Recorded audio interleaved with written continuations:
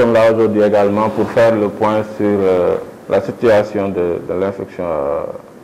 à Covid-19 au niveau du district sanitaire de Linguère. Nous avons continué à faire les investigations autour des cas. Nous en sommes à 6 cas positifs qui ont tous été transférés au centre de traitement du centre hospitalier régional de Louga. Ils sont pris en charge et leur état évolue correctement. Les investigations autour de ces cas-là nous ont poussé à faire beaucoup de prélèvements et pour l'heure, tous sont encore revenus négatifs. Nous avons pu également identifier des contacts à haut risque qui ont pu être mis en isolement pour être suivis dans le cadre des protocoles qui ont été mis en place. Certains ont été en confinement dans des établissements dédiés, d'autres sont en confinement au niveau communautaire. Pour ce qui est de la fonctionnalité de la structure de santé de référence qu'est l'hôpital de Linguère, il a été décidé par l'autorité de la fermeture temporaire de certains services qui ont été impactés un peu. Il s'agit du service du laboratoire, du cabinet dentaire et de la comptabilité. Ces services ont été, le fonctionnement a été suspendu jusqu'à nouvel ordre, mais il reste un fonctionnement à minima de l'hôpital parce que c'est la seule structure de référence également de la zone. Et les services devant prendre en charge les urgences vitales sont pour l'heure ouverts et le fonctionnement a été calé de telle sorte que le nécessaire pour le fonctionnement réside au niveau de l'hôpital et en circuit fermé pour faciliter le suivi. Je pense que vous avez eu également l'information par rapport à un prélèvement post-mortem qui a été effectué au niveau de l'hôpital, s'agissant d'une patiente qui est décédée en cours de transfert. Le contexte nous avait poussé, par mesure de précaution,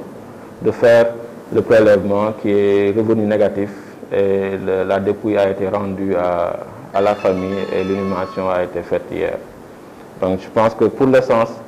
c'est les informations que nous avons et nous continuerons à partager l'ensemble des informations dont nous disposons. Il est important également de rappeler toujours la population à une prise de conscience beaucoup plus importante et à une prise en compte de leurs responsabilités face à dans la lutte contre le corona. Je pense qu'on l'a dit et on le répète, c'est une bataille de la communauté. Il faudrait que tous les membres de la communauté puissent s'impliquer dans ces mesures-là, dans l'application des mesures qui ont été édictées, c'est-à-dire les gestes barrières, la distanciation sociale, la limitation des déplacements. Nous allons vers les fêtes de Korité. Nous demandons à ce que, dans la mesure du possible, que les gens puissent limiter les déplacements et avoir ce sens de responsabilité et ne serait-ce que l'instinct de préservation de l'homme, qu'on fasse appel à cet instinct-là et qu'on prenne en compte toutes les mesures qui sont nécessaires pour sauvegarder la santé, la santé de notre communauté, de notre famille. Donc c'est ce message-là qu'on voulait faire passer. wax dëgg fi mu toll ci xeex bi ñuy xeex corona ci diwaanu Linguère bi di fàttali ne am nañu juróom-benn nit ñoo xamante ne feebar bi dal na leen ñooñu ñëpp jëlee nañu yóbbu leen ci hôpital régional da nekk Louga ci centre de traitement bi ngir ñu leen di saytu ñu leen di suivre te ñu am tan te prise en charge bi foofu tamit ñu ngi koy toppatoo bu baax. loolu yooyu ñu ngi continuer di xool di saytu ci ñoom ñu nekkandoo leen te ñu ñoom ndax ñu laale woon ndax ñu jóge woon ngir mën leen saytu xool ndax jàngoro bi nekkul ci ñoom ñooñu def nañu ay prélèvement di sant Yàlla fan yi yëpp ñaari fan yi prélèvement yi ñu def yëpp amul benn bu ci positif waaye terewul ñu ngi continuer ñi nga xamante ne laale bi jóge woon na dañ leen di yóbbu foofu te dañ leen mën a saytu di xool seen wér-gu-yaram ngir bi ñu amee lu ñu yëg ñu mën leen a teel a teel a wala def ci li si war yëpp nga xam ne am na ñoo xamante ne si seen biir kër dañ leen téye di leen toppatoo am na ñoo xamante dañ leen génne am fi ñu leen yóbbu ngir mën leen a saytu waaye li si am yëpp mooy que ne ñëpp taxale woon ak cas yooyu saytu nañ leen te ñu ngi continuer tamit di ko def. beneen thème bi muy hôpital Magatte Lô di nekk fii di Linguère muy hôpital bu mag bi xam ne fa la ñu yóbbu ñëpp ñi nga xamante ne dañu am feebaru grave yi muy hôpital de référence bi ndax amoon na ay service yoo xamante ne mbir mi daf leen xawoon a laal kilifa yi réew dogali ne dañuy arrêté lañ koy def ak biir ba ñu mën a xoolaat service yooyu mooy laboratoire ba cabinet dentaire mooy famille fajal bët yi ak comptabilité xam ne ñoo yor lépp luy saytu si wàllu koppar yi donc ñooñu dañ leen arrêté seen liggéey ak biir dañu xoolaat ba xam na la ban taxawaay lañ si am bu tere nag hôpital bi ma ngay fonctionné ci ñi nga xamante ne mooy chirurgie bees service yi nga xamante ne moom mooy xool urgence yi ah ñu war a opérer te buñ ko deful seen bakkan man si am te am jafe-jafe si seen bakkan donc yooyu ñu ngi dox di wax askan wi structure de santé yi ñu ngi fi ñu ngi toog di xaar ndax mbas mi mu ngi fi waaye yeneen jàngoro ñu ngi fi jigéen wéri bi war nañu wasin xale yi di feebar war nañ leen jël mag ñi ñëpp duñu daw structure de santé yi précaution yëpp mooy li nga xamante ne war nañ ko def yëpp ngir buñ ko ñëwee en fait daal jël nañ ko dañuy dem si poste de santé yi xaar ñi nga xamante ne dañu nekk en état dañu dem def bi seen CPD dañu dem accoucher bi si structure yi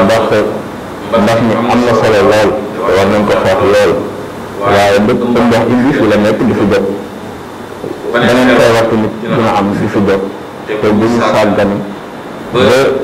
bàyyi yeneen jàngoro yi ñëw mën a indi jiixi jaaxa mën na indi ak loraange si askan wi nañu dem di fréquenté yi poste de santé yu baax beneen thème bi mooy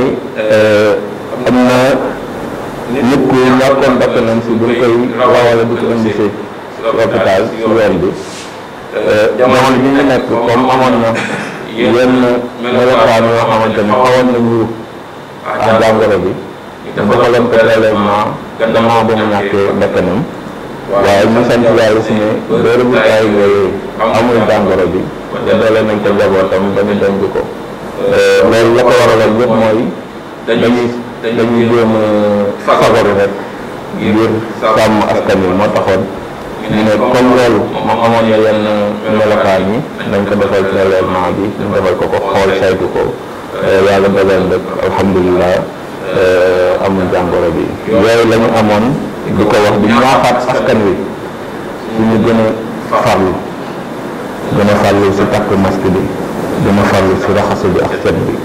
gën a farlu si moytu jotaay yi gën a farlu si di génn di dox ak di lu dul farata ndax jàngoro bi ñu ngi si def ay jéego ñu ngi siy góorgóorlu te askan wi tamit ñu ngi siy def seen wàll waaye dañu bëgg rek ñu gën a dolli ndax xeex bi moom waxoon nañ ko fi nañ ko waxaat waa kër docteur ñoo fi am ndam wala du autorité yi kilifa yi dëkk yi wala déet askan wi kenn ku si nekk si ñun moom mooy am doxalin boo xamante ne dina mën a sàmm boppam sàmm njabootam sàmm askanam bi mu bokk yëpp ku nekk jàppee ne moom si boppam moom mooy daan mbas bi rek dina sotti ku nekk na jàpp ne mbas bi jógee si moom bi kase la dépendre bu defee li mu wax yëpp bi dina sotti ndax bi ñu doole ku si nekk doole sa ndaw suñu am bu yàggee dinañ am ndam si mbas mi loolu la ñu amoon di ko partagé di leen sant di leen gërëm.